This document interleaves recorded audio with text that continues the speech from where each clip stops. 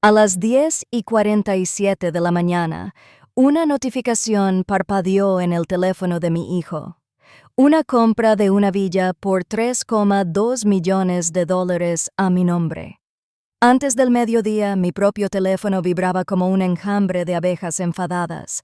Por la tarde, de repente, era la mujer más comentada en Connecticut, y todo lo que bastó fue romper las expectativas de mi familia. Mi nombre es Nora Whitaker.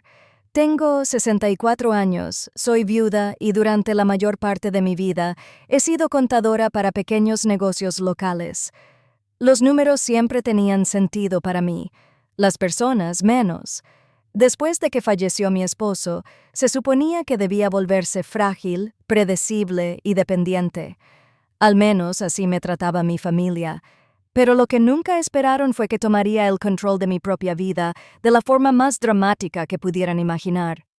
Esto no es una historia sobre dinero, es una historia sobre dignidad, sobre recordar quién eres cuando otros han pasado años convenciendo de lo contrario, que eres más pequeña de lo que en realidad eres. Durante 6 años consecutivos, mi cumpleaños caía en el mismo campo de batalla familiar. El 15 de marzo, el día en que llegué a este mundo, siempre coincidía con el 12 de marzo, el día de Lorraine Pierce, la madre de mi nuera. Y de alguna manera, cada año, las necesidades de Lorraine lograban eclipsar las mías. Comenzó con algo pequeño. El primer año, Lorraine se cayó y se rompió la cadera justo 3 días antes de mi cumpleaños. Mi hijo Ethan y su esposa Lila se apresuraron a Vermont para estar a su lado. Emergencia familiar, inevitable. Celebramos cuando volvamos, prometieron, pero nunca lo hicimos. El segundo año, otra crisis. Dolores en el pecho, pánico, un viaje de emergencia. Luego, resultó ser nada más que demasiada cafeína, pero para entonces, mi cumpleaños quedó en un segundo plano, como una tarjeta sin abrir. Los años 3 y 4 siguieron el mismo ritmo. Algún problema urgente, otra salida apresurada, y yo quedaba sola con un pastel de supermercado y un mensaje de texto cortés. Pero fue el quinto año cuando rompí la ilusión.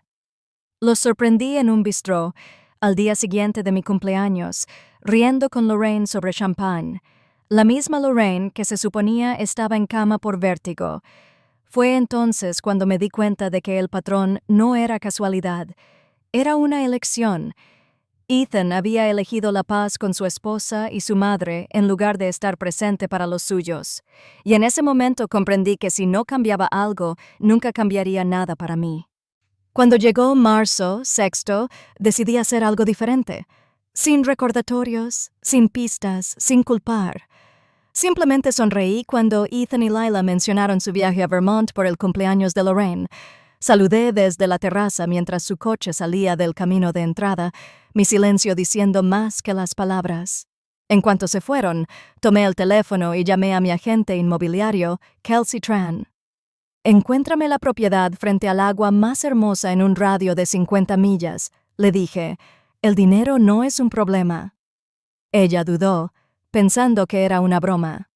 Pero 4 horas después, mientras estábamos en el vestíbulo de mármol de una villa moderna con vista a Long Island Sound, se dio cuenta de que no lo era. Ventanas que llegaban del suelo al techo abiertas a vistas infinitas del agua. La cocina relucía con electrodomésticos que valían más que la mayoría de los autos. Una suite principal con su propia chimenea miraba hacia el horizonte. «Cuesta $3,2 millones», dijo Kelsey con cuidado, como si diera una mala noticia. «La tomaré», respondí sin dudar. Ella parpadeó. «¿No quieres pensarlo? ¿Quizá discutirlo con tu familia?» Casi me río. ¿Cuándo fue la última vez que mi familia discutió algo conmigo? Transfiere los fondos mañana. Para la tarde siguiente, la escritura era mía, y por primera vez en años, también lo era mi sentido de independencia. La mañana después de la compra, desempacé algunas cajas y decidí celebrar en silencio. Tomé fotos de la villa, la sala inundada de sol, la isla de la cocina donde coloqué una copa de champán, la terraza donde comí comida para llevar del mejor restaurante del pueblo. Las publiqué en todas las plataformas sociales que todavía recordaba las contraseñas. Mi leyenda fue simple: celebraciones de cumpleaños en mi nuevo hogar. A veces los mejores regalos son los que te das a ti misma. La primera llamada llegó 5 minutos después de que la app bancaria de mi hijo le hubiera enviado una alerta. El nombre de Ethan parpadeó en mi pantalla a las 10:52 de la mañana. Lo dejé sonar. A las 11:15, Lila llamó. A las 11:43, Lorraine ella misma. Para el almuerzo tenía 12 llamadas perdidas y para la cena más de 20. Los mensajes de texto llegaban con preocupación, confusión, pánico. El que más me gustó fue de Lila. Mamá Whitaker, esto no es típico de ti. Por favor, llama para que sepamos que estás bien. ¿No es típico de mí? Ese era el punto. Durante años, solo habían conocido la versión de mí que permanecía en silencio. Era conveniente y predecible. Ahora estaban a punto de conocer a la verdadera Nora Whitaker, independiente, decisiva y finalmente reacia a ser invisible. Lo que ninguno de ellos sabía, lo que ni uno en todos estos años desde que murió mi esposo se molestó en preguntar, era sobre la tía Evelyn. Evelyn Hart, la hermana de mi padre, aquella que eligió carrera antes que matrimonio cuando eso todavía se consideraba escandaloso. Para la mayoría de mi familia, apenas existía. Ethan la conoció 2 veces en toda su vida. Lila le estrechó la mano en nuestra boda y rápidamente olvidó su nombre. Pero para mí, Evelyn era más que una tía. Era una amiga. Cada 2 meses, conducía hasta Boston para visitarla en su casa de piedra. Íbamos a museos, nos quedábamos en cafés y paseábamos por el jardín público en todas las estaciones. Era aguda, sin remordimientos y vivía completamente a su manera. Cuando el cáncer de páncreas se apoderó de ella, me senté a su lado durante los tratamientos y, finalmente, en sus últimos días. Ethan y Lila enviaron flores al funeral. No pudieron cambiar su viaje de cata de vinos en Napa. Después del servicio, su abogado, Nolan Briggs, me entregó un sobresellado. Dentro estaba la escritura precisa de Evelyn. Querida Nora, te he dejado todo, no porque seas mi única familia, sino porque eres la única que me vio como algo más que una obligación. Mereces vivir con valentía, no gestionada. Su patrimonio era asombroso. Un edificio de piedra de $1,8 millones, un portafolio de inversiones valorado en $4,2 millones y una colección de arte tasada en $1,3 millones. Después de impuestos y honorarios, heredé $7,3 millones. Suficiente para cambiar por completo la trayectoria de mi vida. Durante 6 meses lo mantuve en secreto, observando cómo mi familia me trataba cuando pensaban que no tenía más que ahorros modestos. La villa no fue un capricho, fue el primer paso deliberado hacia vivir la vida que la tía Evelyn me había animado a abrazar. La mañana del sábado llegó antes de lo esperado. A las 7:30 de la mañana, sonó el timbre. A través de los altos cristales de mi vestíbulo, vi a Ethan allí, con la camisa arrugada, círculos oscuros bajo los ojos, con aspecto de haber conducido toda la noche. En el momento en que abrí la puerta, dijo: «Necesitamos hablar». Sin saludo, sin sonrisa, solo urgencia, lo conduje a la cocina y me ocupé de la cafetera. Él observó cada detalle de la villa como si estuviera catalogando signos de mi supuesta inestabilidad. «Mamá, esto es una locura», soltó. «No puedes simplemente comprar una casa de $3,2 millones sin consultar a nadie. ¿En qué estabas pensando?» Medí lentamente los terrenos y respondí: «Pensaba que soy una mujer adulta con mi propio dinero. ¿Quieres crema en tu café?» Él se irritó. «No hagas bromas. Esto es serio. ¿Te das cuenta de los impuestos sobre la propiedad? ¿Solo eso? 32,000 anuales», Interrumpí con la calma del sol de la mañana. Ya lo tengo presupuestado. Su mandíbula se tensó. ¿Cómo pudiste siquiera presupuestar eso? El seguro de vida de papá fue de 400,000. Incluso con los ahorros no tienes este tipo de dinero. Dejé las tazas, le miré a los ojos y dije con calma: Ethan, has estado observando mis retiros, no mis ingresos. Hay cosas sobre mis finanzas que no sabes, y ya es hora de que lo hagas. 2 días después, la puerta principal volvió a abrirse, esta vez para Lila y su madre, Lorraine. Llegaron a las 8 de la mañana, con carpetas, folletos brillantes y expresiones de determinación severa. Parecía menos una visita familiar y más una intervención. Lorraine se acomodó en la isla de mi cocina como si fuera suya. Nora, comenzó con esa voz melosa que usaba antes de emitir juicio. Necesitamos hablar de lo que realmente está pasando aquí. ¿Qué está pasando?, respondí, sirviendo café. Es que compré una casa. ¿Quieres crema? Ella ignoró la pregunta y deslizó los folletos por el mostrador. Estas son comunidades para adultos mayores activos: Heritage Oaks, Sunnybrook, Golden Years. Seguras, sociales, con sistemas de apoyo integrados. Mucho más adecuadas que esta propiedad excesivamente grande. Leila añadió rápidamente: estamos preocupadas. Esta compra parece impulsiva, secreta. Has estado alejándote de las actividades familiares. Eso no eres tú. Miré las fotos alegres de parejas de cabello plateado jugando a los juegos de mesa y sonreí levemente. Tengo 64, no 94. No necesito residencias asistidas ni un comité que supervise mis decisiones. La paciencia de Lorraine se quebró. Estás siendo irresponsable. Tu familia depende de que actúes con sensatez. Empujé los folletos de regreso por el mostrador. No, Lorraine. Lo que necesito es que mi familia respete que mi vida es mía. Una semana después, finalmente enfrenté la tarea que había estado evitando durante 3 años: revisar el escritorio de mi difunto esposo. Escondido tras manuales de electrodomésticos obsoletos, encontré una carpeta manila etiquetada con su letra cuidadosa: Ethan, privado.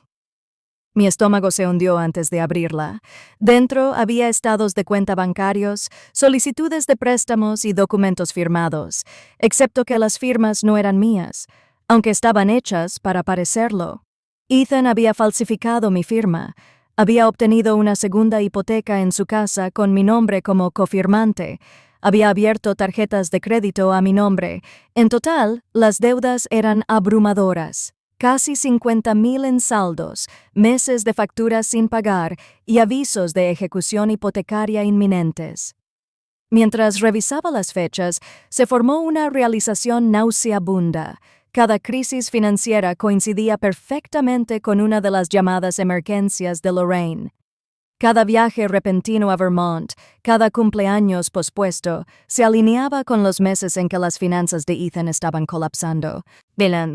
Me recosté en la silla que una vez perteneció a mi esposo, con la carpeta pesada en mi regazo. Mi hijo, el niño que había criado para que fuera cuidadoso, honesto y responsable, ahora se ahogaba en deudas y engaños. Pero peor que el dinero era la traición. Había robado mi nombre, mi crédito y mi confianza, y ya no podía pretender no verlo. Llamé a Nolan Briggs, el abogado que había gestionado la herencia de la tía Evelyn. Mi voz era firme, pero por dentro sentía que el suelo debajo de mí se desplazaba. Nolan, dije, necesito que hagas una verificación de antecedentes. El nombre es Lorraine Pierce. Hubo una pausa en la línea, luego el sonido de su bolígrafo rasguñando. ¿Alguna razón en particular?, preguntó. Porque creo que ha estado estafando a mi familia. Para la noche, para la sound. Nolan llamó de vuelta con resultados que confirmaban mis peores temores. Lorraine Pierce no era Lorraine Pierce en absoluto. Su nombre real era Lorraine Warren y su pasado estaba lleno de cargos por fraude. Florida, 2018, explotación de ancianos. Carolina del Norte, 2015, fraude de seguros. Ambos casos se habían desestimado por tecnicismos o acuerdos de culpabilidad, Pero el patrón era indudable.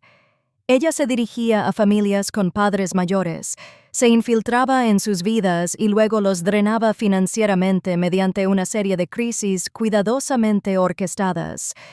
Mientras más escuchaba, más frío me sentía. Nolan leía direcciones, números de teléfono, alias. La vida de Lorraine era un rastro de hogares abandonados y confianza rota. «Es buena en lo que hace», dijo Nolan en voz baja. «Profesional, paciente, deliberada. Las familias rara vez la ven venir».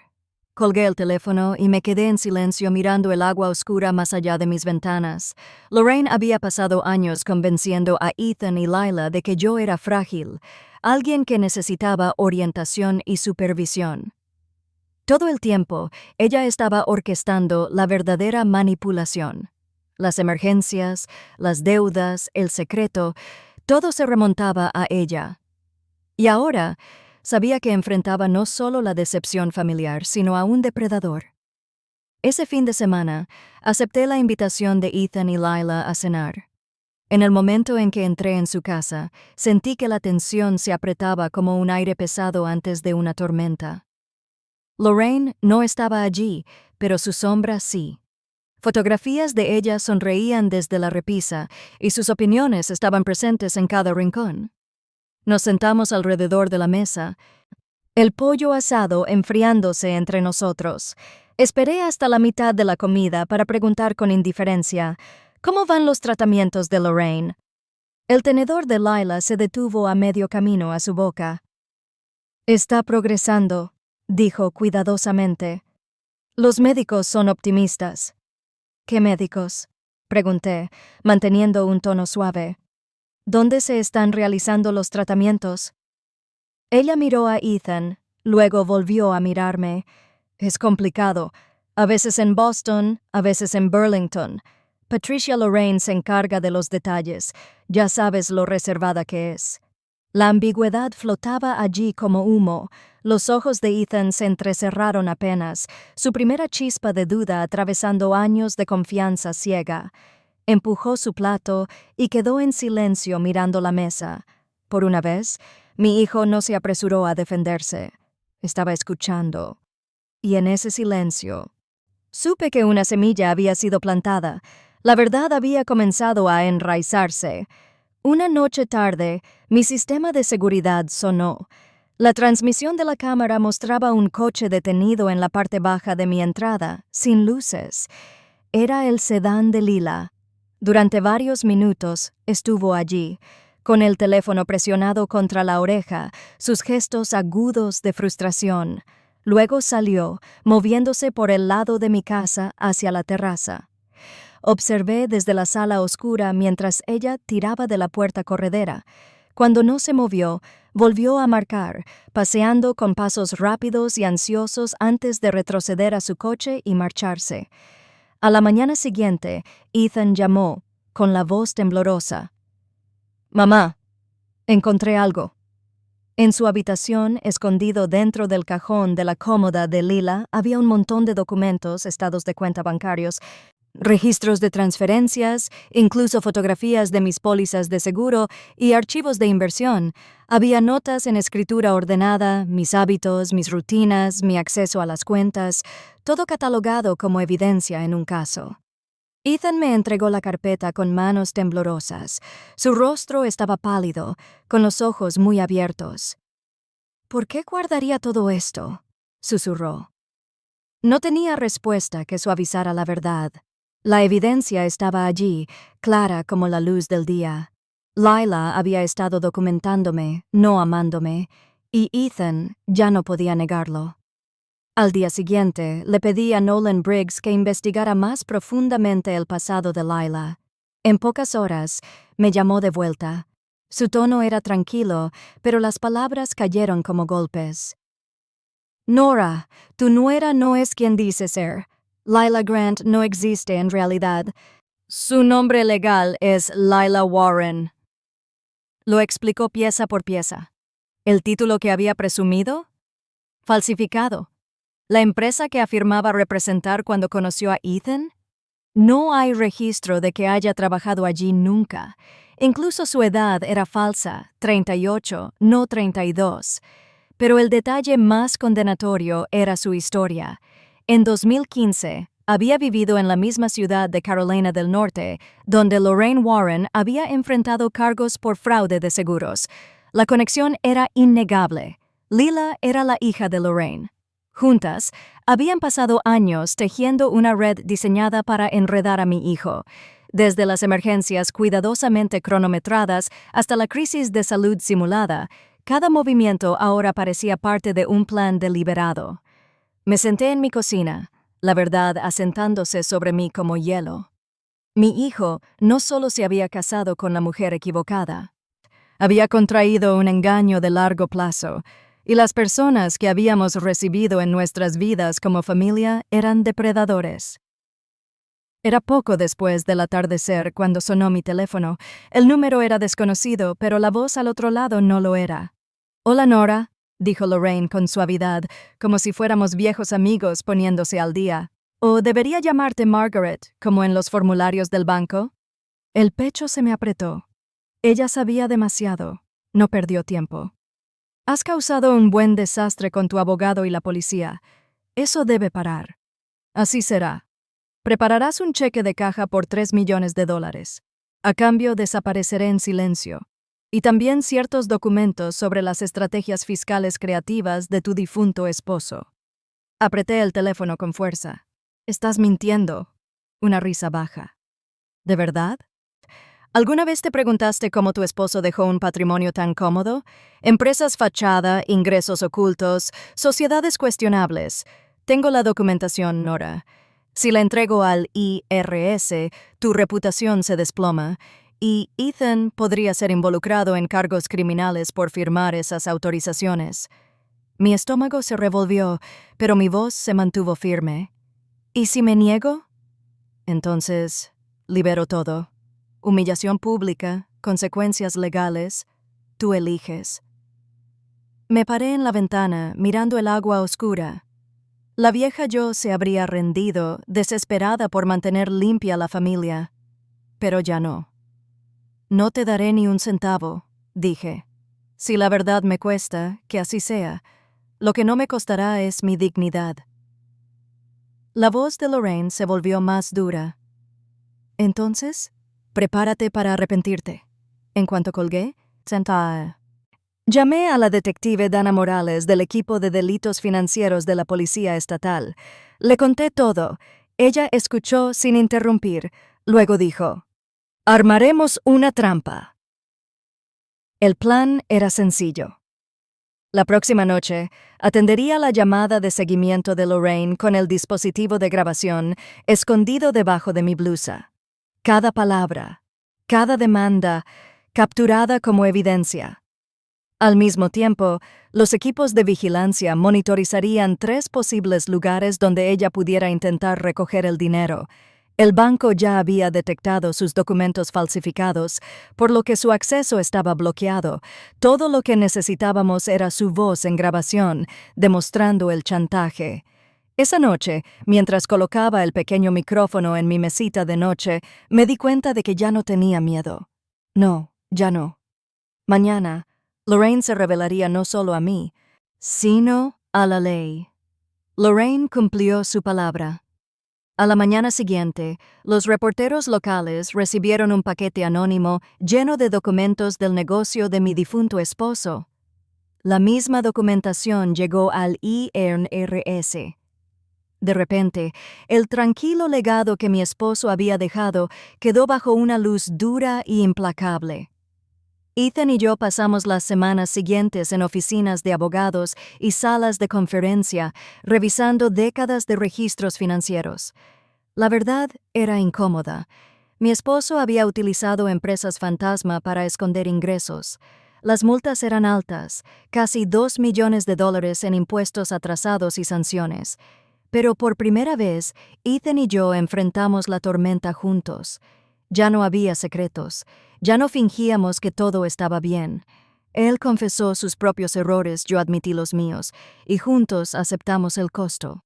No fue fácil firmar esos cheques, ver desaparecer años de ahorros. Sin embargo, extrañamente, me sentí más ligera, porque esta vez el pago no era un dinero de silencio para un estafador, era el precio de la honestidad.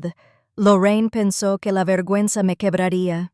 En cambio, nos unió más a Ethan y a mí, forjando confianza en un fuego que ella misma había encendido. 3 meses después, la detective Morales llamó con la noticia que había estado esperando. «Los encontramos», dijo simplemente. Lorraine y Lila habían salido a la luz en México, viviendo con nombres falsos y ya planeando su próxima estafa a una familia adinerada en Guadalajara. Las autoridades mexicanas las arrestaron antes de que pudieran desaparecer otra vez y ya estaban en marcha los planes de extradición. La lista de cargos era larga: fraude en línea, robo de identidad, extorsión, conspiración. Esta vez no habría tecnicismos que las salvaran. Años de evidencia, incluyendo las grabaciones que proporcioné, construyeron un caso demasiado fuerte para ignorarlo. Si eran condenadas, enfrentarían décadas tras las rejas.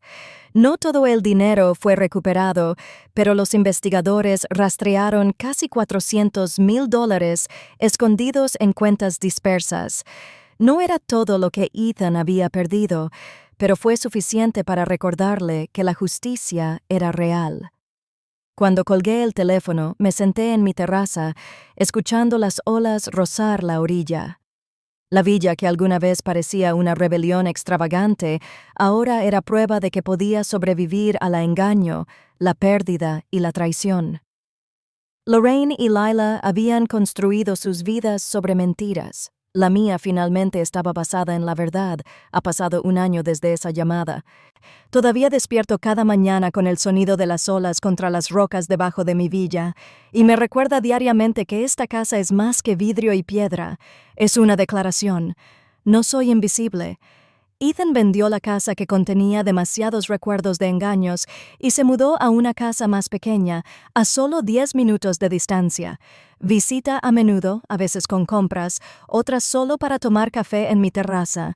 Nuestras conversaciones son diferentes ahora. Ya no hay tonos reservados ni juicios en silencio. En cambio, hablamos honestamente sobre sus dificultades, mis sueños y las formas en que ambos estamos aprendiendo a sostenernos por nosotros mismos. En cuanto a mí, viajo. París en primavera, Florencia en otoño. Tomo clases de arte y dejo que la pintura manche mis manos. Me uní a un coro comunitario y encontré amigos que me conocen simplemente como Nora, no como mamá, viuda o carga. Ellos me ven por quien soy ahora, no por lo que esperan que sea. La independencia, he aprendido, no es lo mismo que el aislamiento. Es la libertad de elegir cómo pasar tus días y con quién. Y por primera vez en décadas, siento que vivo plenamente, no solo que existo en silencio en el trasfondo de la historia de alguien más. Al mirar atrás, veo más que traición. Veo lecciones profundamente grabadas en el tejido de mi vida. Aprendí que la vigilancia no es lo mismo que el cuidado. Si amas a alguien, preguntas qué quiere en lugar de suponer que sabes lo mejor. Aprendí el poder de las huellas en papel. Nunca cofirmes. Nunca entregues el control sin leer cada línea. Y sobre todo, aprendí que la dignidad importa más que la reputación. No se puede comprar, no se puede pedir prestada y no se puede proteger permaneciendo en silencio. La dignidad se reclama cada vez que dices: «Esta es mi vida y no permitiré que me controlen». Así que, si estás escuchando y te sientes invisible, recuerda esto. Nunca es tarde para levantarse, poner límites y vivir con audacia según tus propios términos. Si mi historia tocó algo en ti, te invito a pausar y reflexionar. ¿Qué límite establecerás este año para proteger tu dignidad? Escríbelo en los comentarios. Leo cada uno de ellos. Y si encontraste fuerza en estas palabras, no olvides darle like a este video, compartirlo con un amigo que pueda necesitarlo y suscribirte a nuestro canal, El Arte de la Venganza. Cada historia aquí es un recordatorio de que no estás solo. de que tu voz importa y de que defenderte nunca es la opción equivocada. Esto no es solo sobre mí. Es sobre todos nosotros que alguna vez hemos sido ignorados, subestimados o silenciados. Juntos podemos construir una comunidad donde el valor se celebre y el respeto sea innegociable. Entonces, ¿qué reclamarás para ti hoy?